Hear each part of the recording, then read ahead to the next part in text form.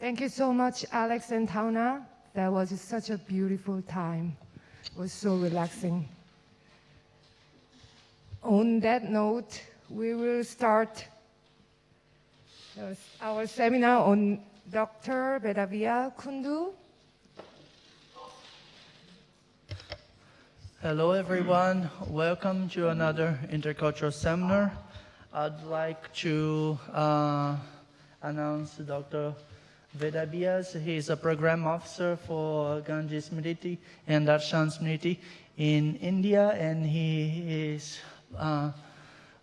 agreed to come and give this lecture to us, talking about your conflict competences through nonviolent communication, and also share with us the Gandhian approach to nonviolent communication. Yeah.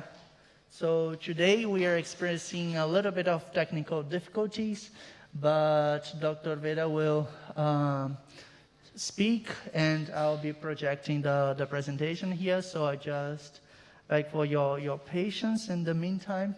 Yes. So this is a seminar that is provided by an agreement cooperation between the DEEP network, which we will introduce by the end of this class today, and GSDS, and the UNESCO Chair here. And I think that without further ado, I'd like to welcome Dr. Veda to give his lecture. Dr. Veda, I'll just project your camera here so that you're right next to the presentation, okay? Thank you. Am I audible? Yes, we can hear you loud and clear. Yeah. Okay, thank you very much. So you can start whenever you're ready, yeah? I'm ready. So should we start? Yes, please, go ahead. Okay, thank you. Thank you, the University Jaume, the UNESCO Chair for Philosophy of Peace and the Network, for inviting me to this very interesting intercultural webinar on how we can enhance our capabilities of conflict management, that is the conflict competencies, and using the strategies and tools of nonviolent communication. Thank you, Ajin. Thank you, Carlos. Thank you, Egidio, for facilitating this lecture. Our two distinguished faculties from the Universitat Jaume, and it was wonderful talking to all of you, and especially I've been talking to Egidio for the last several weeks. We had Zoom calls and discussing this program. We've been looking forward to this session for a long time now. Also, thanks to Professor Alberto Gomes of the DEEP network who introduced me to all of you, and real thanks to him and the DEEP network for helping in facilitating this intercultural seminar. Well, on that note, in today's session, what I'm going to do is basically look at the conflict resolution approaches of Mahatma Gandhi, as when we were discussing this whole program with Egidio, then he said that I should really focus on the Gandhian approach and its importance in the contemporary conflict resolution technique and all, and also look at how we can enhance our conflict competencies using nonviolent communication. And when we are talking about nonviolent communication here, I will primarily look at the Gandhian approach, as Gandhi was one of the foremost progenitor of nonviolent communication here in the contemporary times. With this note, I'm going to start here with a beautiful quote of A.N. Whitehead and in Adventures of Ideas. Here in this, he writes, "The creation of the world," said Plato, "is the victory of persuasion over force. The worth of men consists in their liability to persuasion.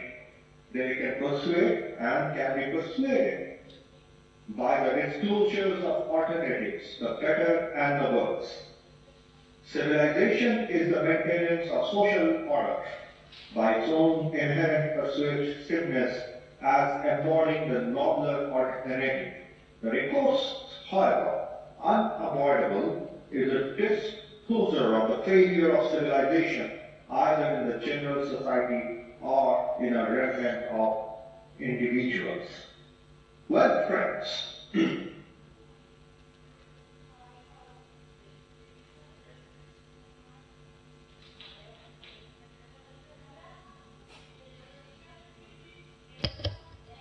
it seems like we're experiencing some internet connection issues because we cannot hear Dr. Veda any longer. So let's hope he managed to come back. Yeah.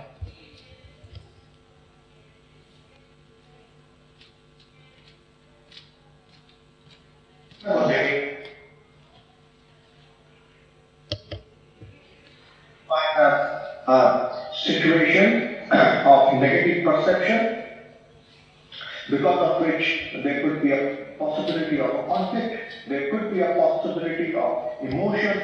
I might have negative emotions, because of which I might end up having a conflict with my fellows, colleagues, etc., etc. And also, very, very importantly, if there is a dysfunctional communication ecosystem between me and someone else or a group, in whatever form, the biggest cause of conflicts today is the dysfunctional communication ecosystem. So in that context, we will start today with this whole idea on conflicts, why conflicts happen, and then look at the Kantian approach to conflict resolution, and then look at the conflict competencies with the focus on how we enhance conflict competencies using the process of nonviolent communication. In fact, friends, we really love, on behalf of Gandhi Smriti and Darshan Committee, it is a very, very sacred place, because it is the place where the Apostle of Peace, Mahatma Gandhi, was assassinated on 30th January 1948.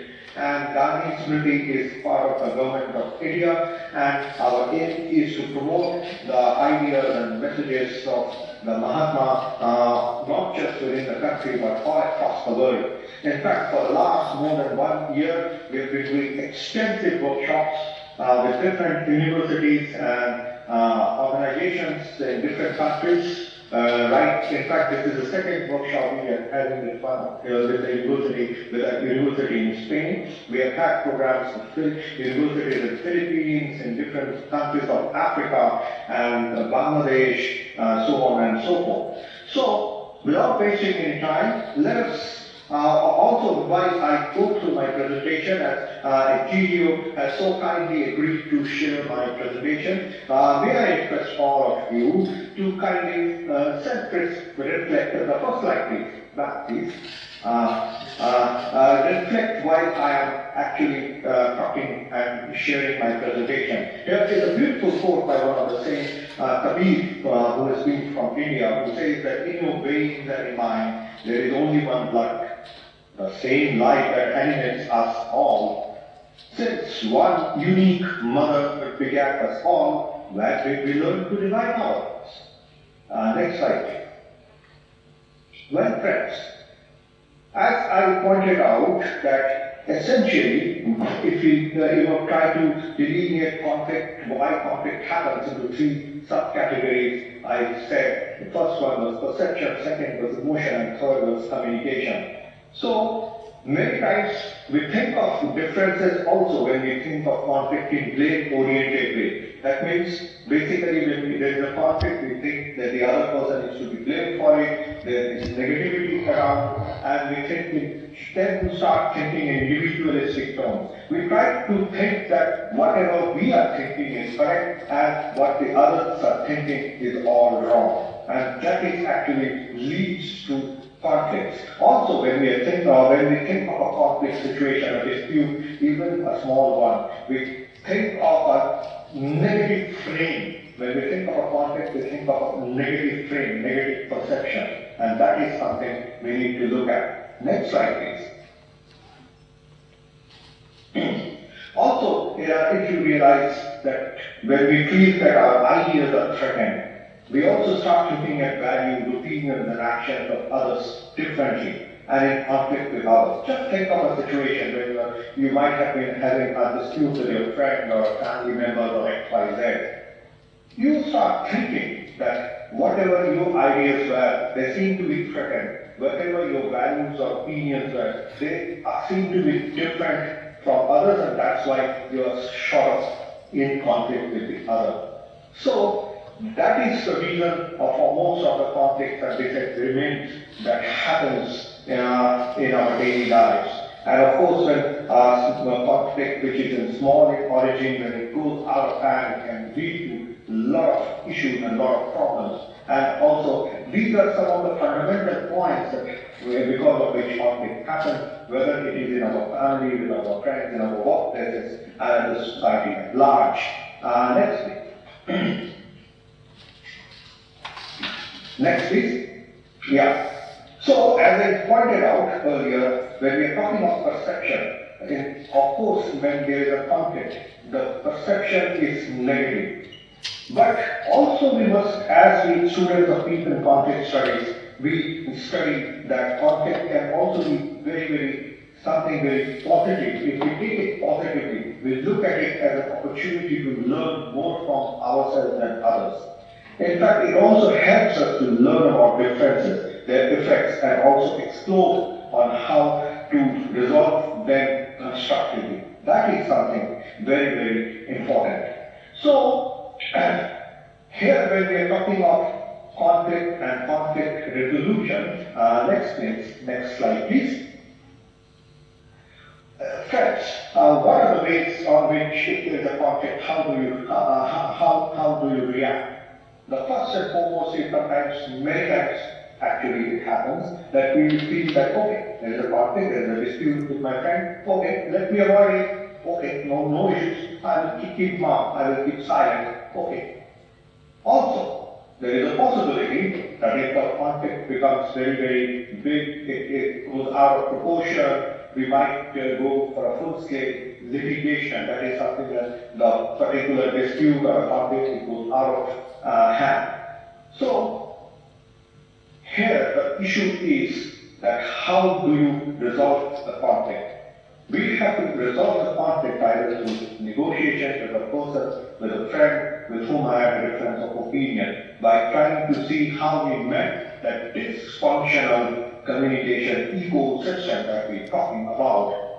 But if we are not, or if we are unable to resolve our difference through negotiation, what happens is that we might call a third person who is called a mediator to see how we can expand the dialogue and resolve the differences. So these are the different ways in which we try to resolve our conflict. Let's put that next, please.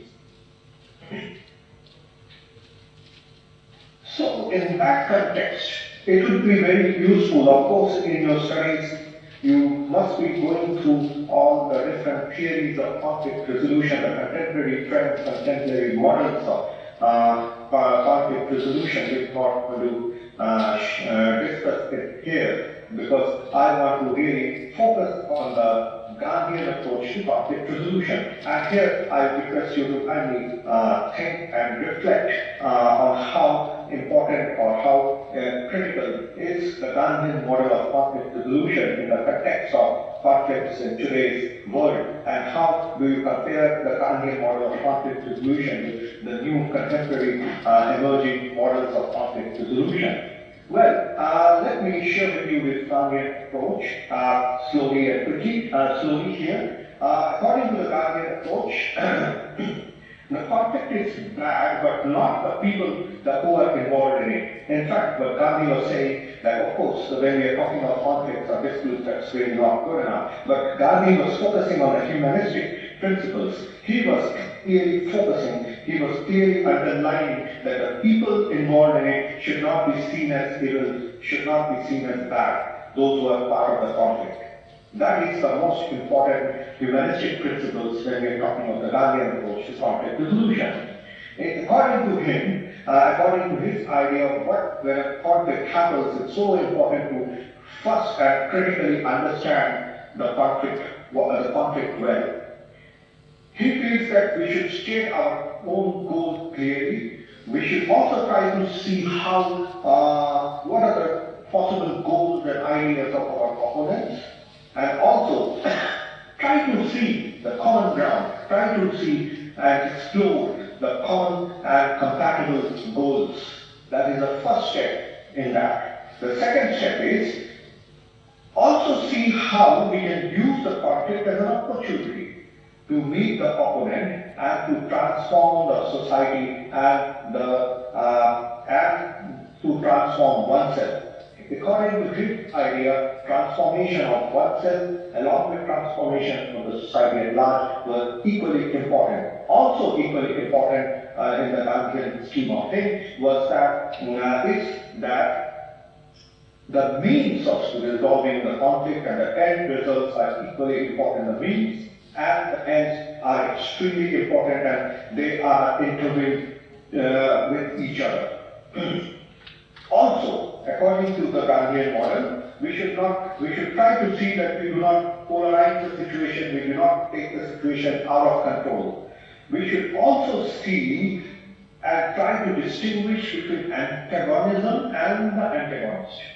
And the idea is to maintain engagement and contact, as we will see in his Gandhian model of non-violent communication. Because when we are talking of this conflict resolution method, the underlying pillar of communication is the non-violent communication. So, according to the Gandhian approach, we need to be open and flexible in our approach to resolving the conflict. So, we need to be constantly engaged and also try to see how we empathize with the opponent's position. That is something very important. The other day we were having a session, and a similar session, and there one of the participants asked and discussed how difficult it is to empathize in a complex situation, how challenging it is to be empathize with the opponent's position. In fact, it is for all of us to ponder. Possibly when we go in a situation, actual situation of a conflict, even if it is, let's say, a friend or anyone in the workplace, we need to look at it. It's very good to read or look at a theoretical framework, but actually the challenge is how we empathize with our opponent's position. So the next point in the Gandhian approach to conflict resolution is that we should try to solve the conflict with all commitment and try to seek negotiation with the opponent. And the idea is also to seek positive transformation, the transformational ability of conflict resolution. And also, an underlying feature here is enhancement of the personhood, enhancement of the human transformation of ourselves and the opponent. Basically, in the Gandhian model, the focus is also to see how we can convert our opponent and not coerce. What we call as positive persuasion, it should be through that. And seek solutions which is win-win. We should focus on a win-win solution, and we should see that it is acceptable to us and also to our opponent. We should not rule out what the opponent is thinking about. We need to look at that. Idea is we should not coerce our opponent. That is something very, very important. And the final underlying feature of the Gandhian model of conflict resolution is how is the whole idea that positive non-violence is those who are positively non-violent, they're never afraid of dialogue and mutual listening, mutual learning, and mutual respect. So this is in short the Gandhian model, what I say, of conflict resolution. So in fact here is a beautiful quote of Gandhi: "Love is the strongest force the world possesses, and yet it is the humblest imaginable." Mahatma Gandhi. Next slide please. So in fact I have already discussed with you the guardian strategies of conflict resolution, and these are some of the very general points which you must be discussing in your peace and conflict studies, like how you change the context of the conflict and the whole idea of openness and flexibility in communication that I've already told you about, which is also there in the guardian model and is an underlying feature of it. Also, essentially, it's so important that we need to learn to acknowledge and integrate emotion to solve the issues. And as I pointed out, and also in the Kangian model, we should understand and try to analyze the reasons of the dispute. And that is something very important. The next slide, please. So these are further points. This is actually a duplication of the first one. So let us go to the next. Yeah. Also, the challenge, as I pointed out in the Guardian model, is also to see how we can, negotiate collaboratively, how we can look at the problem-solving approaches to negotiations and collaboration techniques, which I'm sure you must be looking at in your peace and conflict studies program. Next, please. These are actually, Gandhi Smriti has been working with different stakeholders, right from the judicial officers, to the lawyers, to teachers, to police people, to university students, and also students in the schools. We have been doing this program on peace and conflict studies, conflict resolution, and nonviolent communication in a big way. And these are actually some of the posters which I shared with some school students who have developed it. We do some of these very interesting and innovative ways of helping them understand the different nuances of the peace and conflict resolution. Next slide, please. These are further some of the hints. Let's go quickly to the next slide. So now we come to the important aspect of competences. As I said, I will focus, spare more time on the essence of nonviolent communication, because Gandhian approach to nonviolent communication is extremely critical in today's world. Much of what I'm talking to you about, I'm sure you must have had exposure to in your classroom situations. Before we talk about conflict competencies, let me share with you again a beautiful quote by Nelson Mandela, who says, "We inhibit the peaceful and negotiated resolution of conflicts, not only by the extent to which we demonize one another, we do also by the degree to which we separate, on the one hand, processes of politics and international affairs, and on the other hand, the moral relations between ourselves as human beings. Talking to one another and discussion must be the prelude to the resolution of conflicts." So, this is a beautiful quote of Nelson Mandela, and now let us look at the whole idea of conflict competencies, that is how we expand the scope of capabilities of our way in which we handle conflict. Please, first slide, please. So, in fact, this is basically as part of the literature of conflict competences. Several scholars have talked about it. In fact, recently in an international journal, I had an opportunity to write a full paper on the whole idea of conflict competencies. And here it is basically the ability to develop and use cognitive, emotional, and behavioral skills. Please see the underlying importance of these 3 points. How we can enhance our cognitive skills, our emotional skills, and behavioral skills that enhances positive, productive outcomes of the conflict, while reducing the likelihood of escalation or harm. The results of conflict competencies include improved quality of relationships, creative solutions, and lasting agreements for addressing challenges and opportunities in the future. So this is what is called conflict competencies, and the 3 important aspects is cognitive skills, emotional skills, and behavioral skills. Next slide, please. So, as I said, these are the 3 important skills that we need to have, and basically cognitive differences between adversaries are generally the primary cause of conflict. the skills of understanding self and self-awareness. It is something extremely important because in fact we will see it as an important element of nonviolent communication. Then of course the emotional skills which we want to have, which will help us to have an emotional response to conflict, that is something we need to develop. So these are the three important skills we need to develop so that to enhance our conflict competencies. Next, please. So as I said, the behavioral skills would include engaging constructively by understanding others' perspectives, emotions, and needs, and sharing of one's own thoughts, feelings, and interests, and how we can collaborate to develop creative solutions to issues.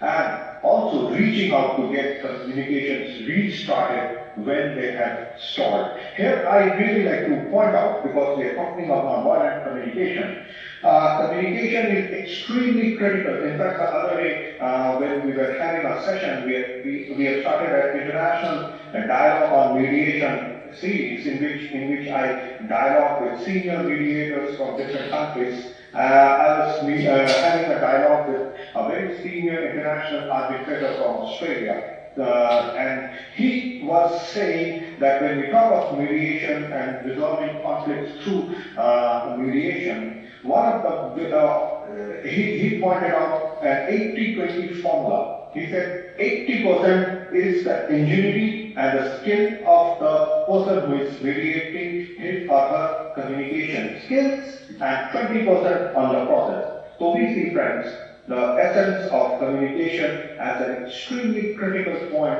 of helping in resolving the conflict. In fact, to me, conflict is not just a set of tactics that people are using to address conflict, nor is it a style or way of approaching a conflict.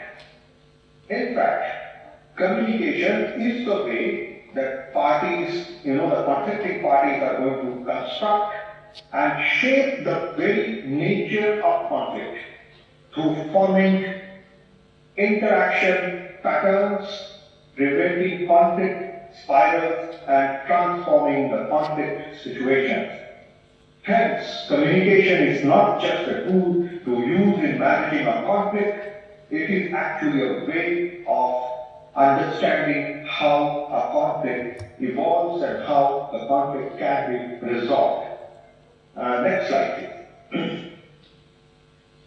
So that means when we are talking on this line, the whole focus is on how we can use the tools of non-violent communication, which is extremely critical for constructive resolution of conflicts. Next slide, please. Well, here I would like to point out, when we are talking of non-violent communication, each one of us are, especially in today's world, we are so stressed out. We are having so much of negative thoughts, negative ideas, many of us.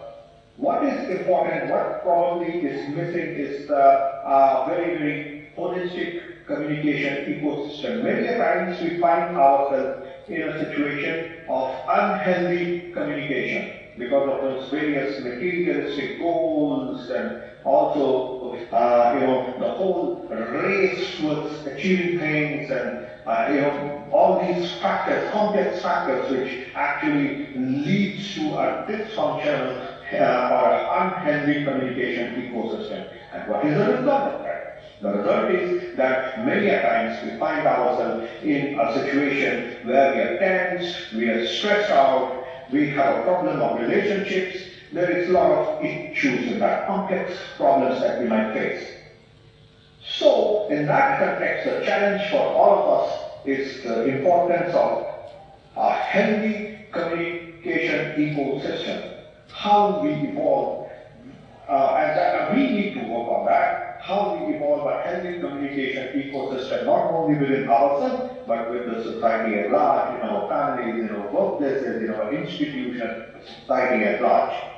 So when we are talking about non-violent communication, here the pillars, you see, for every building there are pillars. And if the pillars are weak, then there is a possibility there is a quake or there is some problem, then the building will become very weak. So the whole idea, the whole challenge is to ensure that the pillars are strong. So the 5 strong pillars of nonviolent communication are what we call the Gandhian pillars of nonviolence. And in fact, if you see, each one of these are very simple to follow. And also at this stage, let me tell you, what is important is that there is no A plus B equals to C formula to practice nonviolent communication.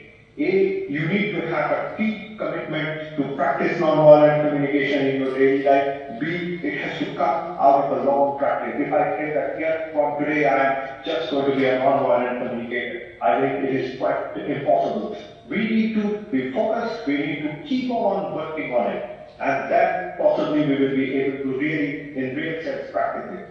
So, and also when we are talking about nonviolent communication at this stage, let me clearly point out, it is not just communication between human to human.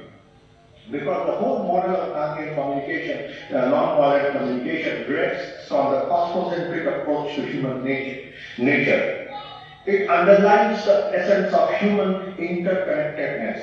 Friends, the Human Development Report 2021, if you have read it, from the Anthropocene to the frontiers of, if you see the Human Development Report, which actually underlines how we are in an era or an epoch of Anthropocene, which means that human activities are overwhelming. It is something which is actually in complete dominating influence of all the developmental activities.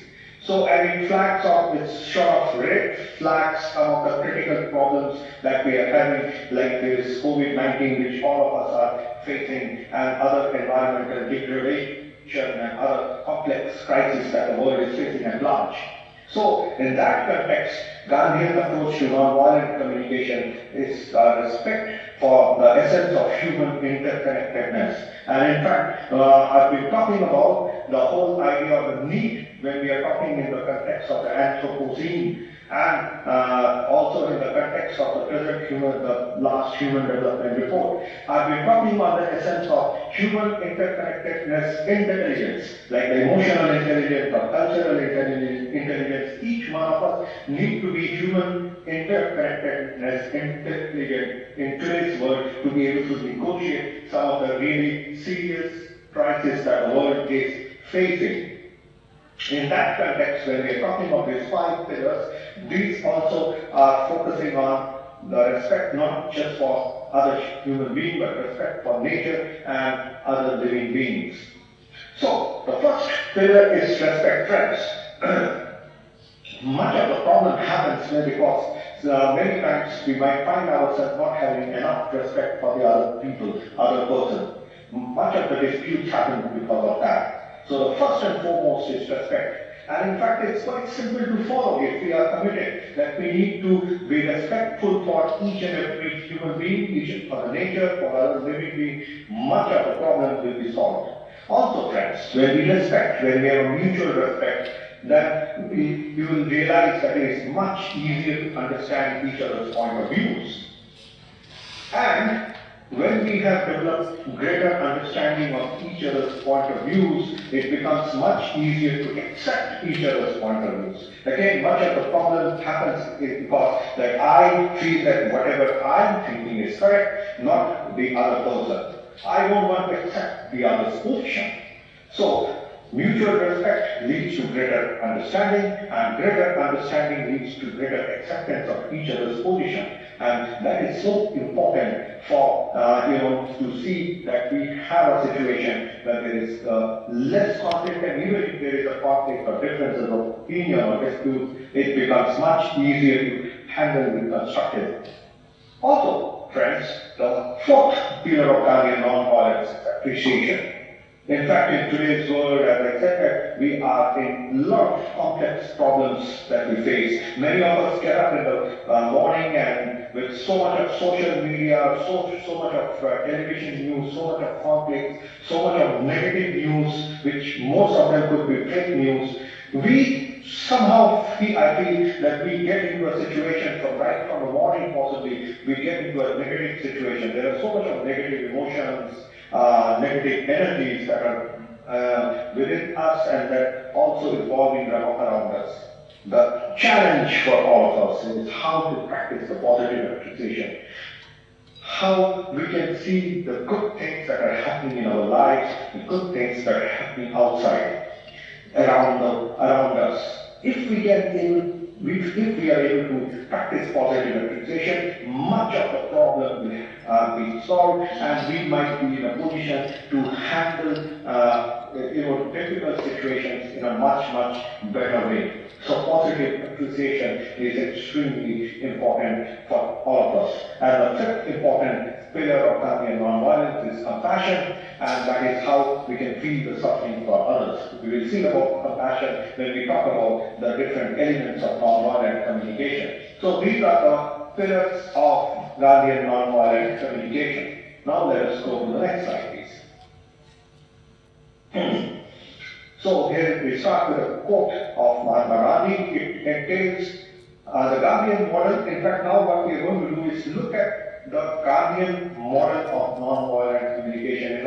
In fact, incidentally, the first person who tried to theorize, because Gandhi was a totally practical person. He never got into academics or theorizing things. He never theorized his different work that he has done and all. But there are so many scholars, research scholars, academicians who have been working on the Gandhian ideas or Gandhian principles all across the world, and they have come up with different ideas. In fact, just a few days back, I've been reading an interesting book on geopolitics in the era of globalization, and there I found that one of the professors from one of the universities in the United States has developed a Gandhian model of international relations. Similarly, there is one professor from the United States, Robert Bode, who developed the Gandhian model of nonviolent communication, and he has delineated the Gandhian model into few units. The first being, non-verbal speech and action, openness, flexibility, and enhancement of personhood. I have been working on this for a long time, and I have tried to expand this whole model of Gandhian nonviolent communication into different units. Of course, after reading various writings and various ideas. So let me share with you quickly those important points or critical points of Gandhian model of nonviolent communication. The first one is it entails nonviolence in all aspects, verbal, nonverbal thoughts, and how the mind, heart, and body remain disciplined at every stage. This is the first important aspect of Gandhian's model. The second is, please, next slide. The importance of non-violent persuasion. That is an important aspect of the Gandhian model. Non-violent persuasion. The essence of non-verbal symbolism, which aims at encouraging self-introspection and self-discipline. Non-violent symbolism. You see, Gandhi, during the Indian freedom struggle, used different forms of non-verbal symbolism, like fasting. Then he was using the chakra, or the hand-spin wheel, in which he was making threads, he was making cloths. And he used it not just for concentration, but also as a symbolic aspect of promoting his ideas of nonviolence. Also, it was an important symbol for self-introspection and self-discipline.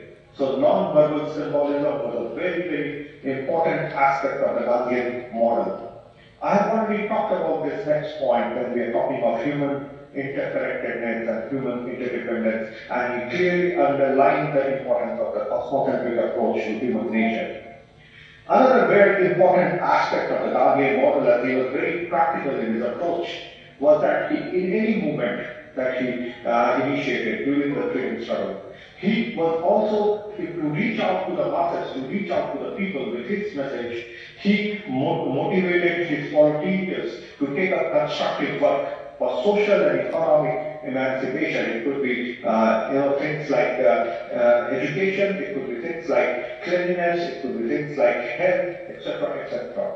So with all these constructive work, he could reach out to the masses with clear-cut messages. So use of basically,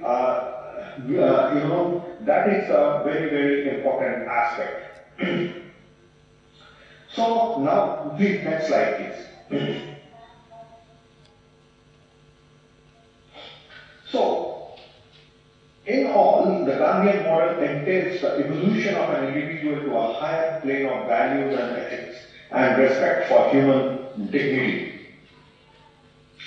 As I said, he was focusing on the enhancement of one's personhood or a humanhood, the transformation of human, human values, and also enhancing of the reverence for life, respect for human dignity. Also, he was extremely important. He was very, very disciplined person, and he was totally focused on ethical principles and moral disciplines, strictly adhering to the principles of ahimsa and truth. Meticulous planning, he was a planner of excellency. He was very creative and innovative, open and flexible. In fact, even during the height of the freedom struggle here in India, he was always keeping his channels of communication open with the adversaries, that is the Britishers at that time. And he never closed. In fact, much of the problem happens when we're in a conflict situation is that there is a breakdown in communication. So what is the challenge before all of us when there is a situation of conflict is how to keep the channels of communication open. So these are the important ingredients or points of the Gandhian model of non-violent communication. In fact, it would be interesting to ponder on this further, and also we would love to collaborate with your department to do further research on this, develop some theses on these aspects. Next slide, please. So here is a beautiful quote: "We must learn to live together as brothers, or we will perish together as fools." A beautiful quote by Dr. Martin Luther King. Next, please. Another very, very important and critical point when we are talking about nonviolent communication is a beautiful quote by Nelson Mandela. "As I walked out of the door towards the gate that would lead to my freedom, I knew if I didn't leave my bitterness and hatred behind, I would still be in prison." So profound statement. Next, please. So now I would like to share with you what I say that it's a very detailed explanation on what exactly is nonviolent communication.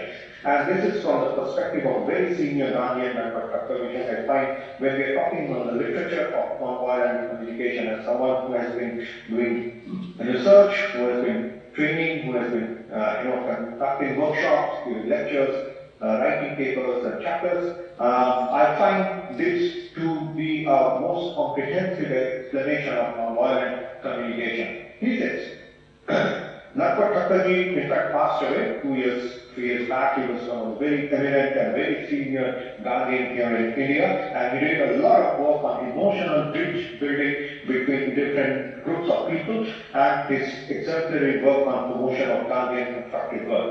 He says, to be nonviolent communication literacy, you see, not literacy, he feels that in today's context, when there is so much of dysfunctional communication systems, there is so much of hate speech, so much of problems in the communication parlance, that the need for today's hour is we need to be non-violent communication literate. It says that we need to be literate, non-violent communication literate.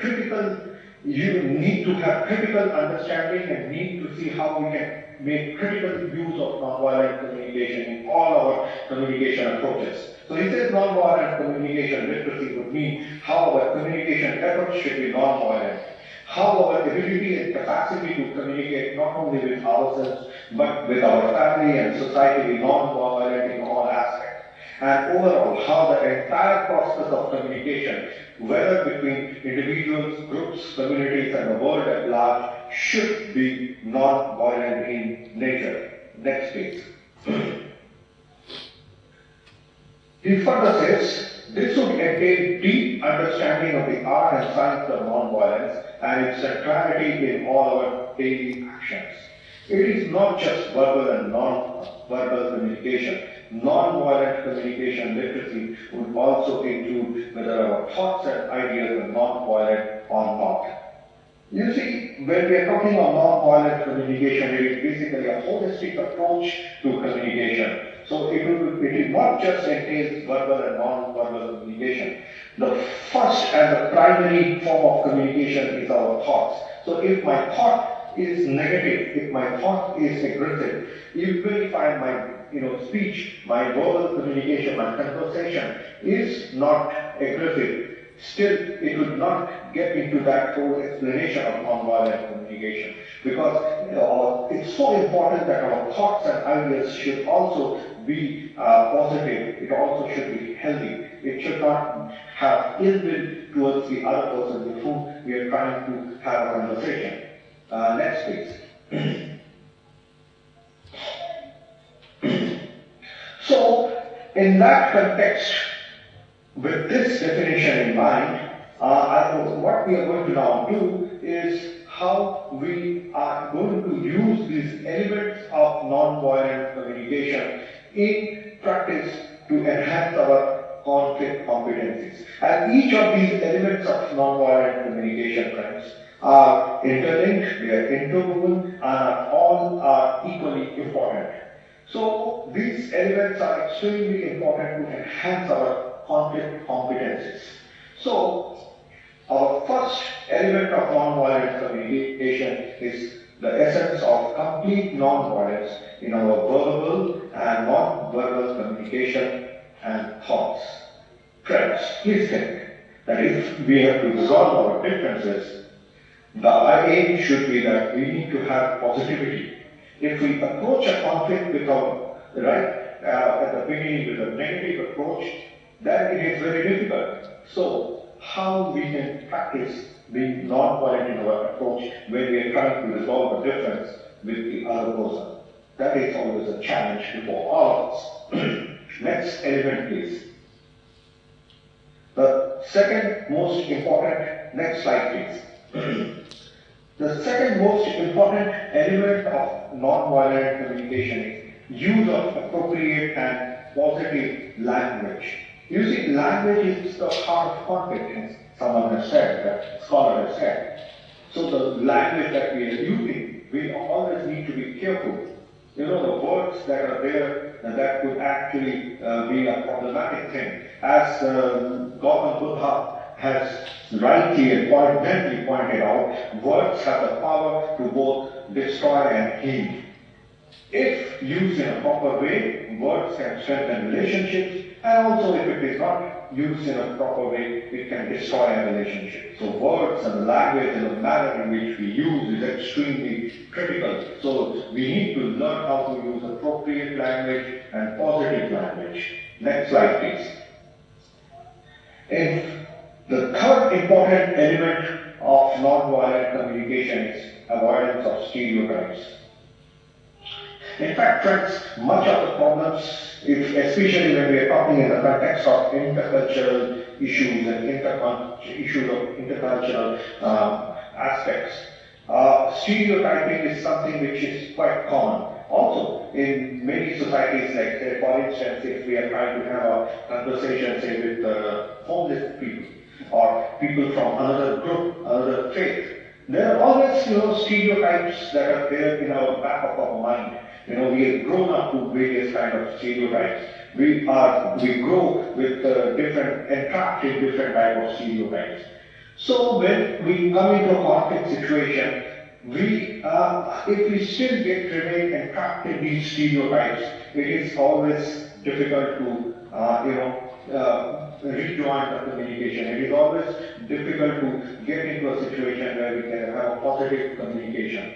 So avoidance of stereotypes is an extremely critical aspect of nonviolent communication and needs getting over with the cultural stereotypes and stereotypes of various forms and are extremely important to transform the conflict. So this is the third important element of nonviolent communication. Next one, please.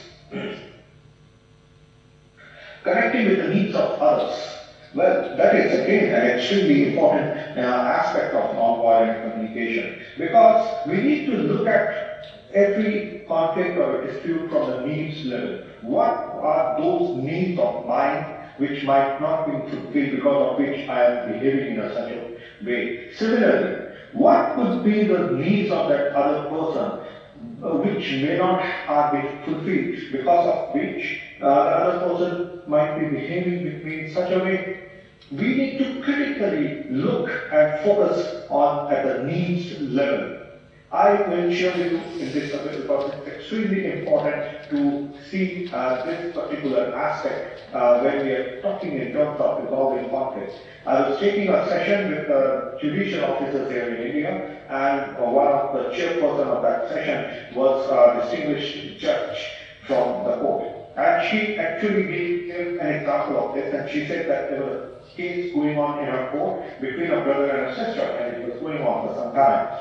So the honorable judge felt that it is important to get that lady to get into her chamber and try to have a conversation with her to see if something could be done to resolve that particular litigation or do some mediation if needed. Then after long talk with that lady, she could realize that one of the basic reasons because of which that particular conflict started was probably the lady felt that her younger brother, with whom she was having that litigation, and his wife, her sister-in-law, they were not adequately respecting her. And that was a small micro issue of that dispute, and it has now blown out of proportion, and it has landed, they have landed in the court. So many times dispute happens on a very small note, and if not attended properly, it could lead to larger problems and larger issue complexities. So focusing on the needs level is extremely important. Next slide, please. Avoidance of moralistic judgments. You see, most of us, what happens is that if we are, say, in a situation of dispute or even otherwise, we are very good in passing judgments to others. In fact, judgmental communication, as Dr. Marshall Rosenberg has said, one of the very important person to promote nonviolent communication in the Western world, as a life-alienating communication. So moralistic judgment is an extremely problematic thing and an obstacle to the process of conflict, because as soon as we start passing judgments to the others, okay, you are not like that, and whatever you have done is wrong, those kind of judgments, the other person you are trying to annoy, you are trying to keep that other person out from a constructive communication process or conversation. So let's see how we can avoid that. Next slide, please. Extremely important power of empathy. You see, what is happening in today's world with so much of complex problems that many of us get entrapped into is that if you realize there seems to be an empathy deficit. But each one of us are capable of being empathetic. And I just, right at the beginning, pointed out the other day with one of the participants who asked and who tried to have this animated discussion on how difficult it is and how challenging it is in today's world to be empathetic to the person with whom we are having a dispute. But how we can develop our skills of empathy is something very important. And if you see, if we are developing empathetic connections, we can actually reach out to the conflicting groups and parties, and things becomes much easier. Of course, in different workshops and all, we do a lot of interesting exercises on how to enhance your skills of empathy. But again, with so much of challenging computing intelligence, trying to reach at the top, it's definitely we have to agree that there is a lot of empathy deficit in our society.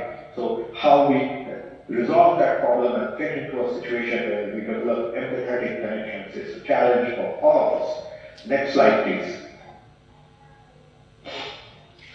We have talked about one of those important pillars of Gandhi, that was Gandhian nonviolence, that is compassion. Again, these are the altruistic tendencies of which are important elements of nonviolent communication, like whether it is empathy, compassion, gratitude.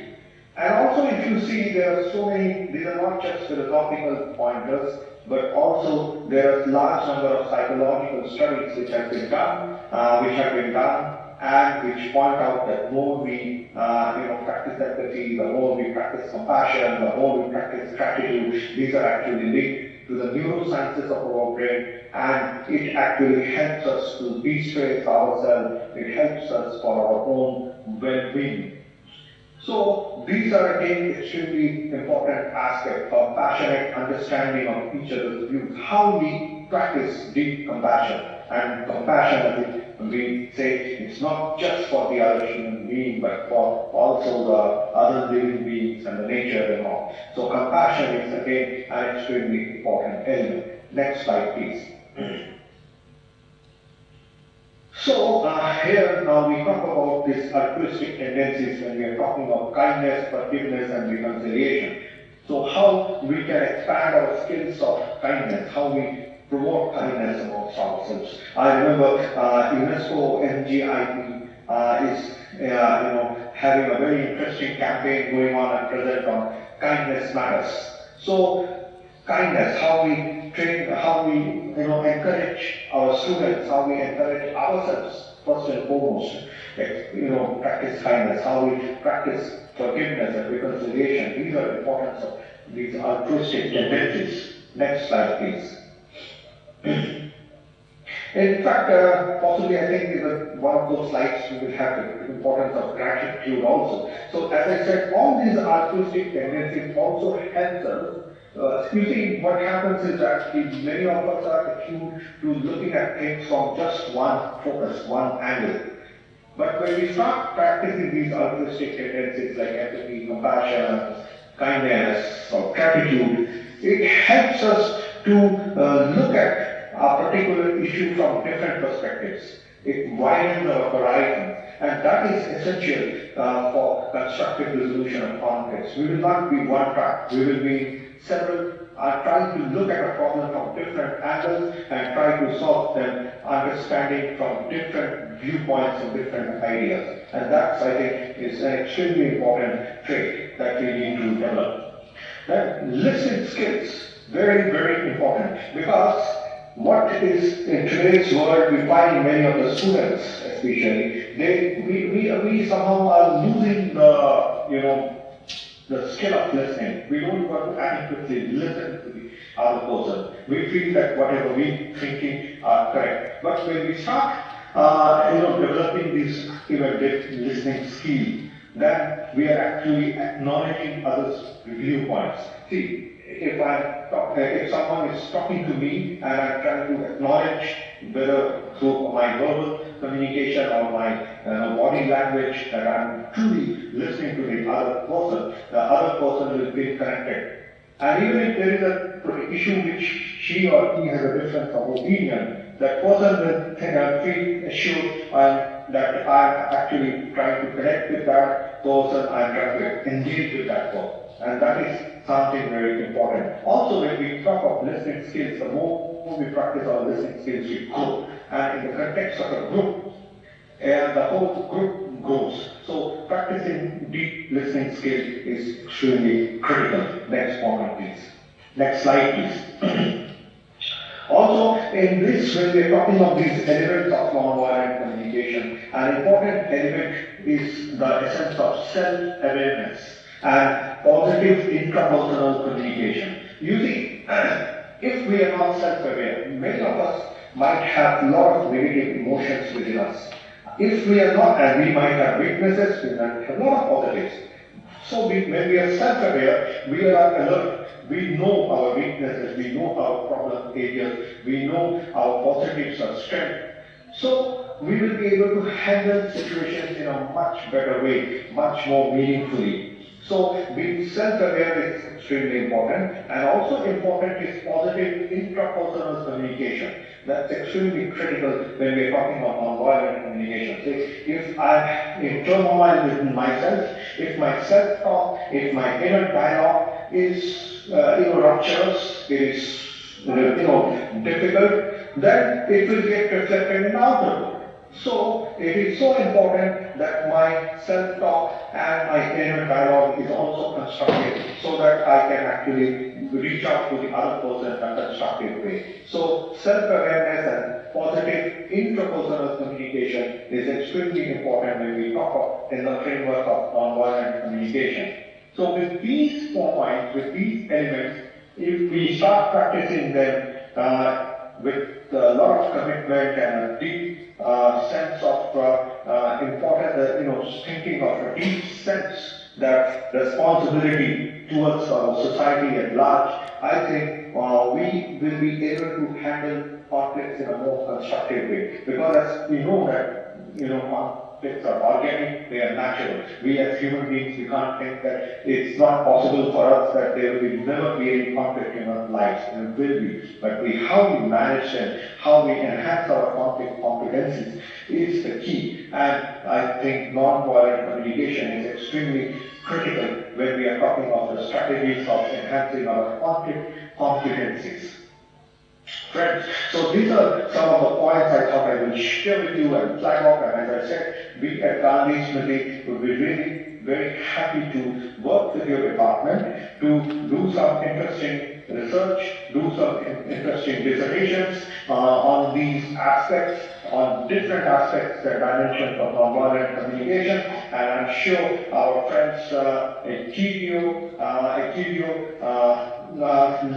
Aiki and Carlos, we will work together to develop some more interesting ideas so that we can take these research and take these ideas at a much larger global platform for further reflections and discussions. Probably that would be our important contribution to the probably a culture of peace at a global level. So I end with this important slide, an important quote of His Holiness Dalai Lama. Peace does not mean an absence of conflicts. Differences will always be there. Peace means solving these differences through peaceful means, through dialogue, education, knowledge, and through human ways. Friends, that's such a profound statement, and we need to follow these importantly. I think now also, as I sign off with my presentation, may I tell you Gandhi Smriti is running a free online course on nonviolent communication, essentially through the Guardian model. Each one of you are welcome to do this free online course. In fact, it has become a hit, not just nationally, but internationally. We have had a large number of students from different African countries. We have students from Philippines who have done it. We have students from some of the Central Asian countries like Kyrgyzstan. So, in fact, this course has been translated into the local African language Swahili. It has been also translated into Kyrgyz for the students of Kyrgyzstan. So, it has become a major, successful course at an international level. So, any one of you, it will be really great if you can do it. There are only 7 reflection exercises. There is no need of any registration. The idea is to introduce the idea of nonviolent communication to the person. It's very simple, and they, all of those who sent their reflection exercises, we are giving them the certificates. That's the thing which I wanted to say. And now I think we could have some interesting interactive session. Thank you. Thank you very much, Dr. Vedabias, for your presentation. I think that we are here clapping. I don't know if you can see the camera of the room yet. We're going to check that. But I'd like to open now the question for the students. So just to remind you that you please go to the microphones so that he gets to understand us, yeah? So if you have a question, just please go ahead. And if it's in Spanish, it's okay, you can say it in Spanish, and then I'll make sure that Dr. Vedabias gets it in English, because I'm not sure that the channel for translation is reaching out to this Zoom meeting. Yeah? I just want also to highlight this website here with the free course that the GSDS is offering you, that you still have time to enroll. Yeah, so please just make sure that you have the email down and the web page so that you can check afterwards. Yeah?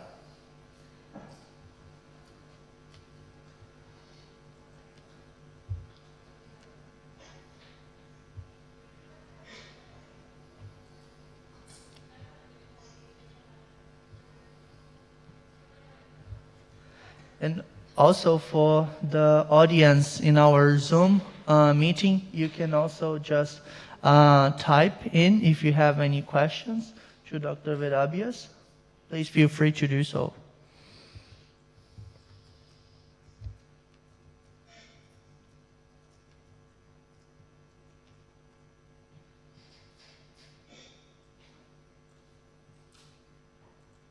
Any questions, please?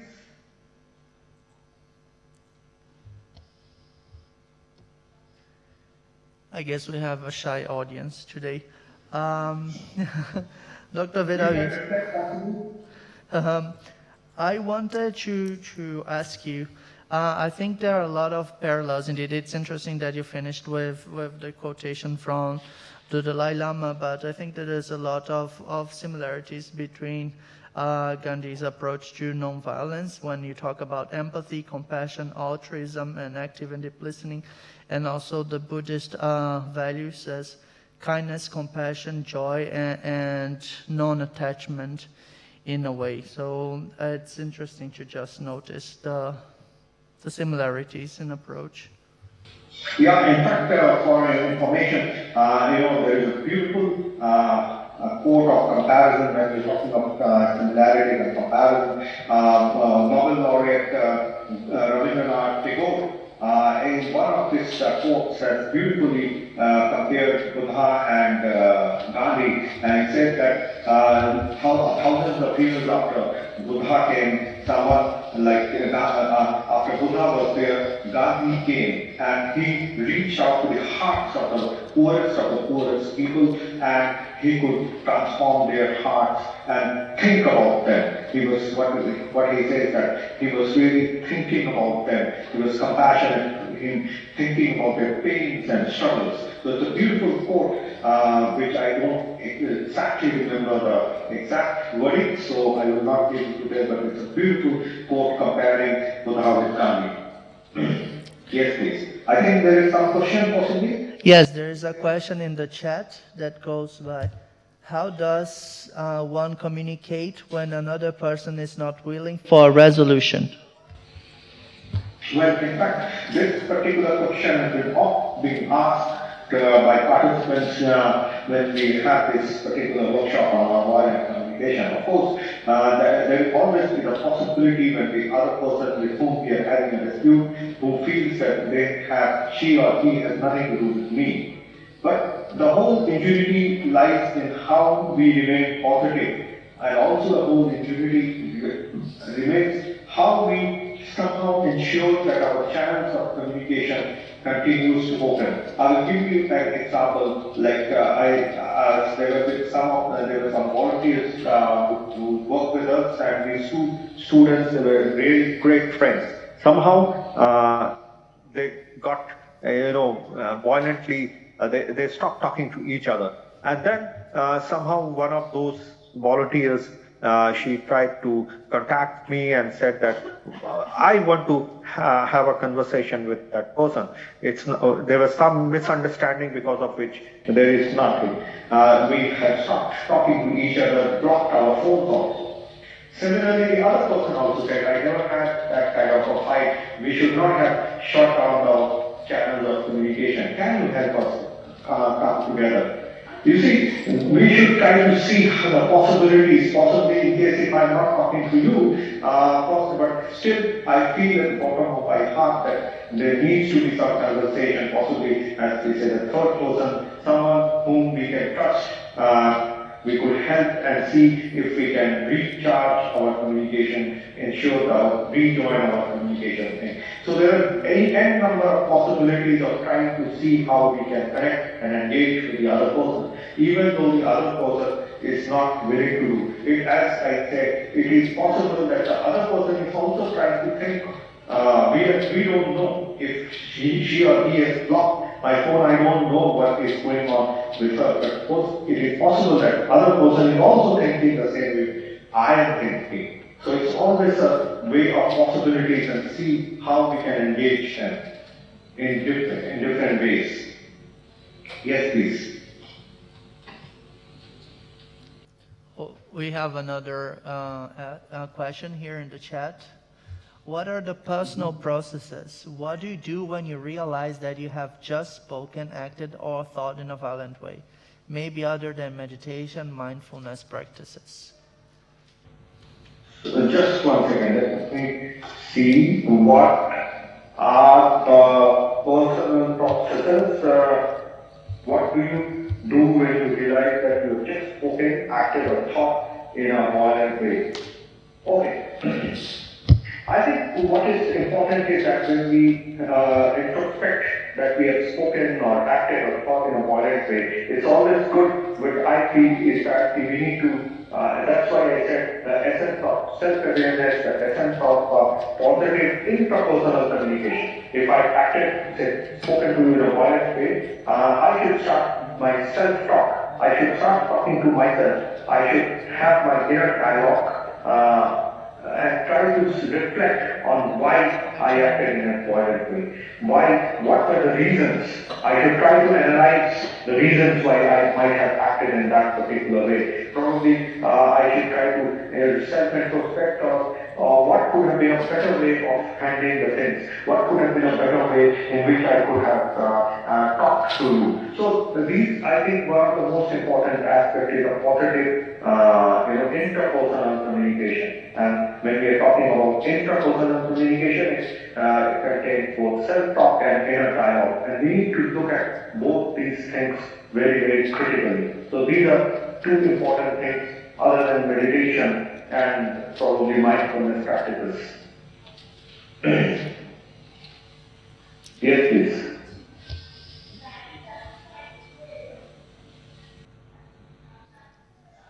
Well, Dr. Vedabias, I would also like to just highlight from your Gandhian approach to NVC. What I appreciate is the political dimension that you have just mentioned about the outcomes of the practice of ahimsa and of being nonviolent in a way that addresses society's needs and not just an interpersonal relationship. Because having read also Dr. Marshall Rosenberg, sometimes I feel a little bit concerned that if there is not a wider context in place, if we're not understanding the reasons of trying to be nonviolent, a lot of it is lost, its original purpose. So I just wanted to highlight that in your presentation, and thank you for that. And maybe if you have a few words on it, yes, please go ahead. Yeah, possibly as I pointed out, Gandhi was trying to experiment on different approaches. He was someone, it was not someone who would just speak. He would first practice it himself, and then you tell the world that, okay, this is the way we could do. So his approach to, when we are talking of his approach to nonviolent communication, that also is a very critical factor. Practicing it oneself before trying to preach or trying to say to the other world. So in all his, all his actions that he initiated during those days, it was all practiced by himself. And also when we are talking of his nonviolent communication and we are talking in terms of his nonviolent action, if you see, when many of those very, very successful movements that he had initiated, many times he would, if he felt that there was a violent turn to that, he would simply say, okay, now it is, we are just stopping it. Even though that particular movement seems to have taken up a lot of credence and was becoming very, very, wide. So these are very important aspects of it. He never compromised on the aspects of ahimsa and truth. And that is the underlying factor of this nonviolent communication per se.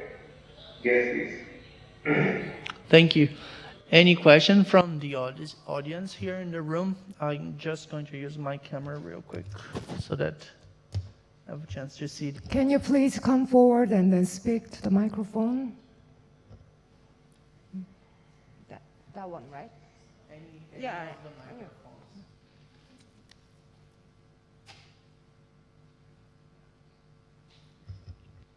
You don't have a question? No? Okay.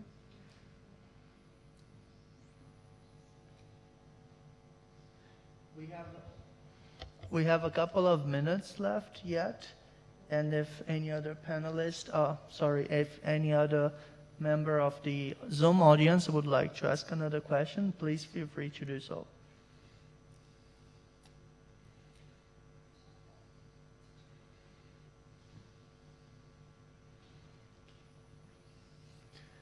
Yes, I think that perhaps it takes a little while to process all the information that you have just delivered to us, Dr. Vedavyas, and I'd like to just appreciate your time and your availability to do this seminar. Yeah, so the good thing is that we have your contact now, and we are able to just in our own time just to process and write to you back if we have any questions. Would that be okay? Yes, definitely. We'll be eagerly looking forward to further conversation and communication from all of you. That's not a problem at all.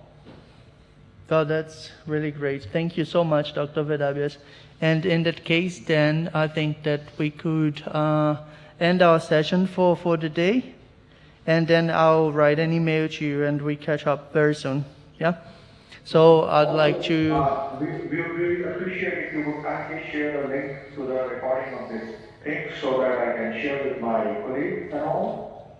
Yes, absolutely. You'll be receiving an email soon. So if we can just have a round of applause to Dr. Vedavyas on his presentation.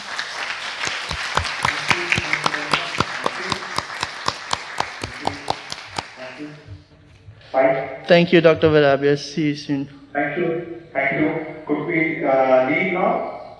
Yes, that's okay. Thank you very much. Thank you. Thank you. Looking forward to further collaboration with you and your team, and also further work with the department so that we can really do something interesting and innovative. Yeah, sure. Absolutely. Thank you so much, Dr. Vedavyas. Thank you. Thank you very much, and we are really honored for having got this opportunity to speak to your students. Thank you very So much. are we. Bye-bye.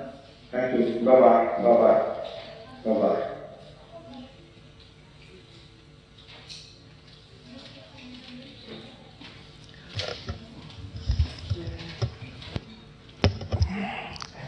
Ana Gonzalez, Laura, and Oscar will be online. Carlos, can you make them to panelists?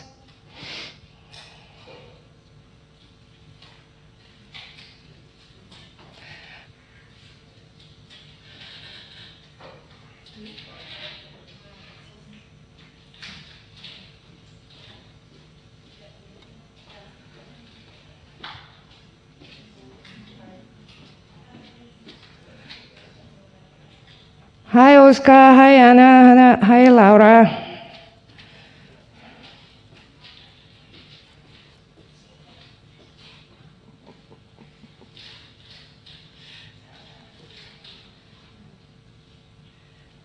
Vale, creo que somos...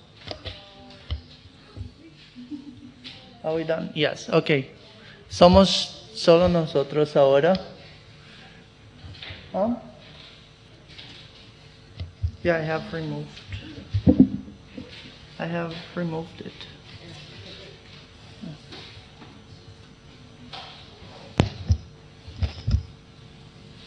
Do you want to take it? Yeah. Okay, so thank you so much, Alex and Tawana, for the beautiful session we had. We started MVC in such a great way. I'd like to applaud you. Thank you.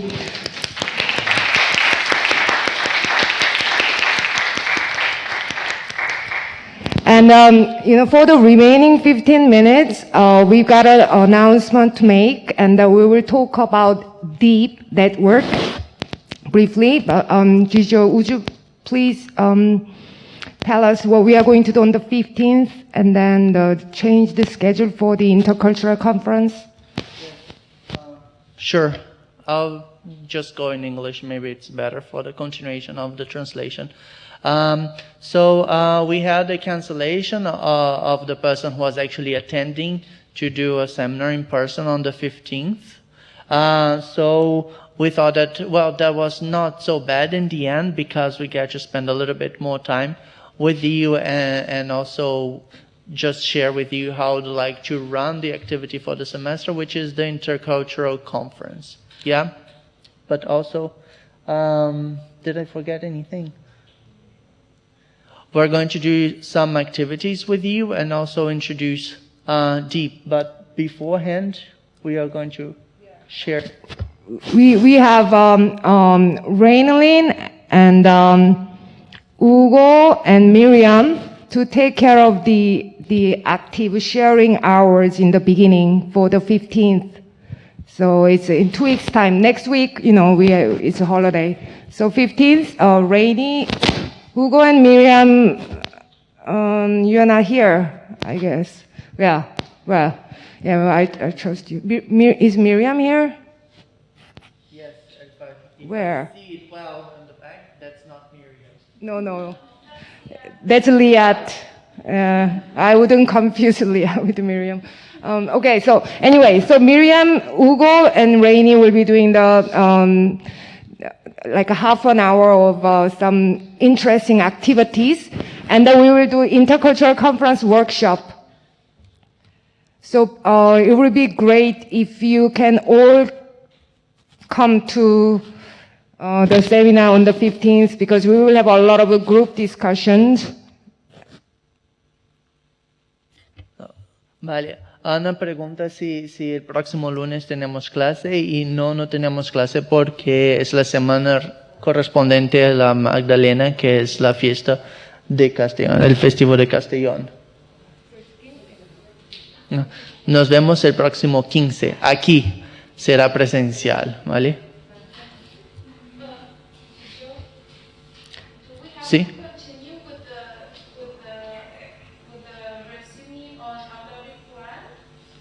With what? The reflection each week. Yes. That is the activity for the entire semester. Yeah.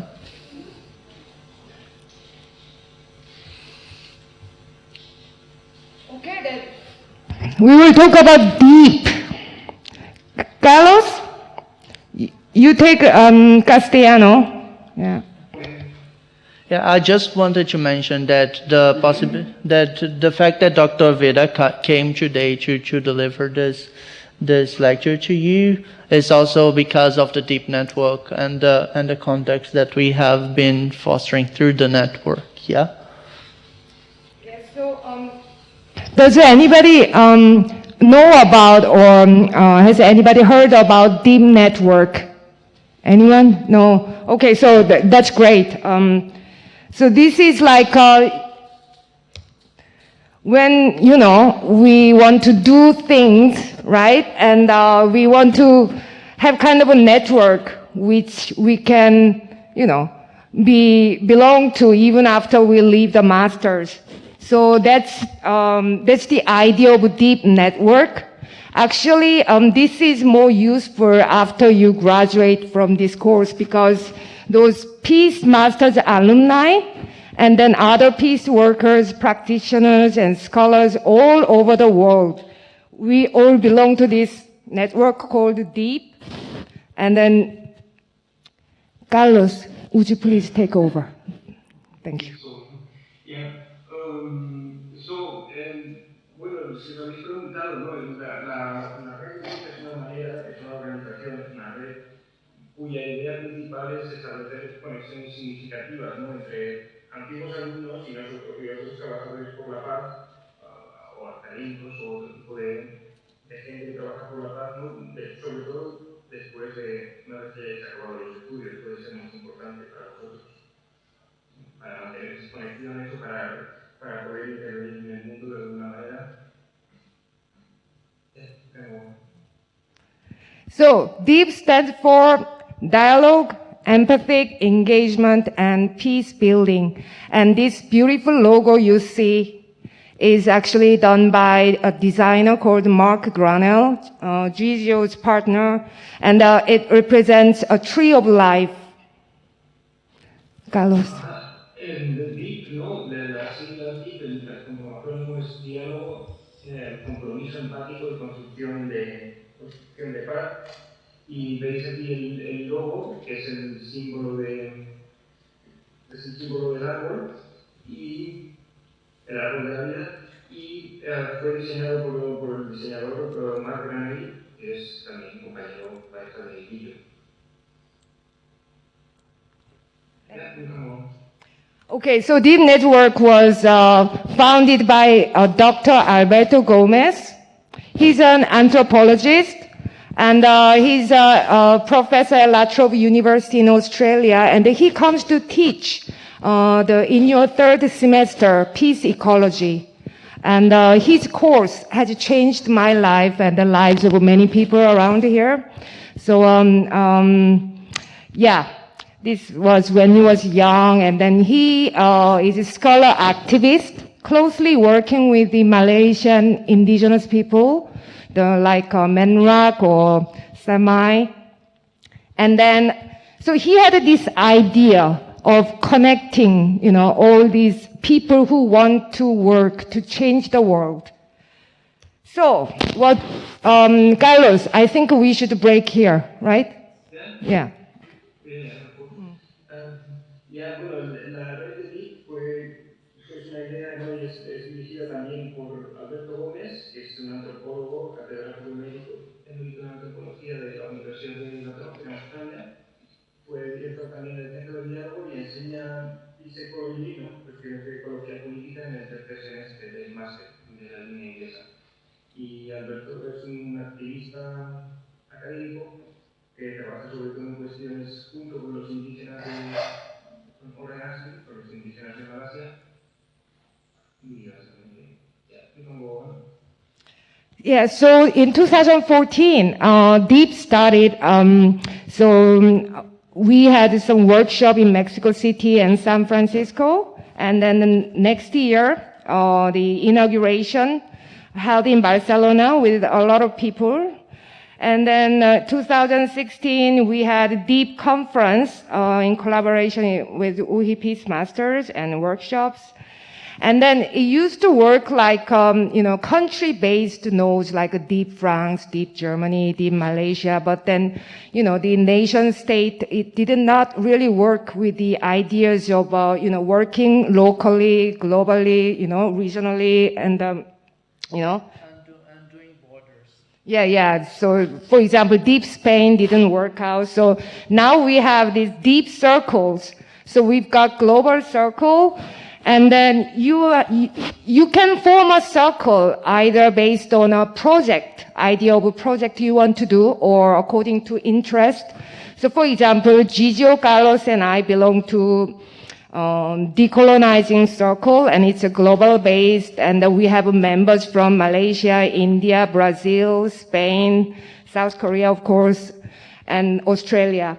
And, you've got, for example, Malaysia circle, and depending on kind of a project you do, there are other circles as well. And we've got DEEP France, DEEP Germany, and then if you see Montescola circle, that's, in Galicia, it's about the Galicia common land. And the DEEP coordinator is Joam. He will be coming to teach in the third semester. Carlos. Actually, in the second. Actually, in May, actually. Yeah. Can you go back to the previous slide? Yeah. Yeah. So, bueno, un repaso de la historia de DEEP, ¿no? La primera reunión pequeña fue en México en 2014, después hubo una siguiente en San Francisco, y al año siguiente se produjo un poco la inauguración con una reunión en Barcelona, y ya después en 2016 dos reuniones en Castellón, en la UCI, y una conferencia en la UCI y una reunión en Castellón. Al principio el DEEP estaba formado por círculos basados en los países, como los Estados Naciones, no había DEEP España, DEEP Francia, DEEP Indonesia, DEEP India. Pero eso vimos que no funcionaba y últimamente este año mismo, bueno, a finales del año pasado, se reestructuró para hacerlo, para reunir a la gente a través de los países y sobre todo centrándose en intereses. O sea, sigue existiendo la idea de los países, pero ahora se trabaja más allá de círculos, ¿no? Si tienes un interés común con varias personas de diferentes países dentro de la misma red, se puede crear. Por ejemplo, Jamie, Guido y yo somos parte del círculo de Colonial Circle, que incluye gente de Malasia, gente de India, gente de Brasil, de Corea del Sur, de España. Y después está el círculo global, que es un nombre que lo engloba todo. Y ahí tenéis un poco una idea de los círculos que hay. Hay, por ejemplo, el Montesola Círculo, el círculo de Montesola, que es en Galicia, que trata sobre las cuestiones de propiedad comunal de la tierra y incluye varias asociaciones ecologistas y está dirigido por Joan Evans, que creo que vendrá, no sé si viene ahora este semestre. En mayo, sí. En mayo. Yes. So, yeah, right? Yeah. Entonces, bueno, está abierto la posibilidad, no son círculos definitivos, o si hay un proyecto, se crea ese círculo y después si ese proyecto desaparece el círculo. O sea, que son círculos que se abren y se cierran y están abiertos a nuevas creaciones y a nuevas ideas. Yeah. And the great thing about, belonging to deep network is, for example, if you want to go to, let's say, India, and there is already deep India, and then there are already connections, people, and you can always join some sort of project or idea and activities. So, yes, we already have, someone who's working for Deep so actively. Actually, we'd like to invite Rainy, who is a member of Deep Global, and she's been working so much for Deep. Yeah, let's have her.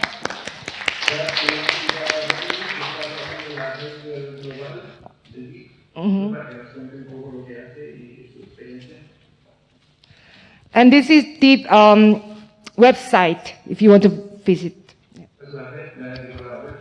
¿Podemos usar ese ordenador aquí?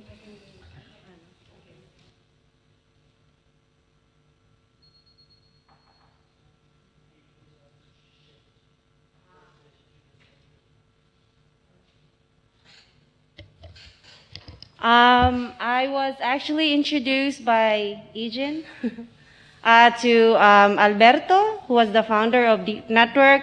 I connected with them. Oh, if you want to, you just have to open. Where is it? Oh, you have to open it again.